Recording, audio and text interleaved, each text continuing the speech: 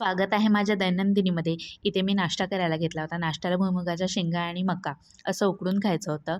सध्या सीझन चालू आहे म्हटलं तेच खाऊया आणि नाश्त्यामध्ये रोज काय काय बनवायचा हा पण प्रश्नच असतो. कुकरच्या शिट्यापर्यंत म्हटलं अभ्यासाचा सेटअप करून घेऊया आणि अभ्यासाला बसूया.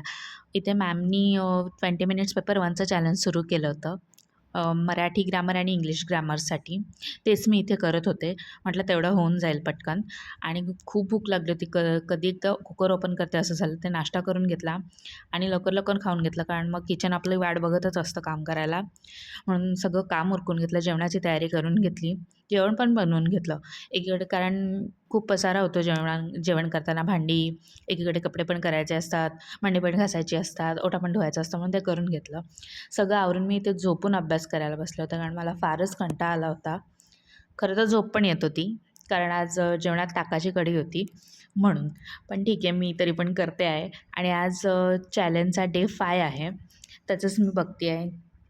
क्वेश्चन अँड आन्सर करते. थोडंसं मी नोट्स काढल्यात त्या वाचते आहे आणि मी सध्या पॉलिटिक्स चालू आहे. माझं पॉलिटी बऱ्यापैकी झालं म्हणून मी सध्या वाचते आणि क्वेश्चन सॉल्व करते. मॅथ्स रिझनिंग पण करते आहे. मॅमनी यूट्यूबला त्यांच्या चॅनलवर त्यांनी पेपर 1चं जे सुरू केलं आहे 20 मिनिट्सचं चॅलेंज, मी ते पण करते आहे. कारण माझं इंग्लिश मराठी ग्रामर आता दूरवर मला लक्षात नाही राहिलं. असं भेटू पुढच्या ब्लॉगमध्ये. प्लीज सबस्क्राईब करा. थँक्यू.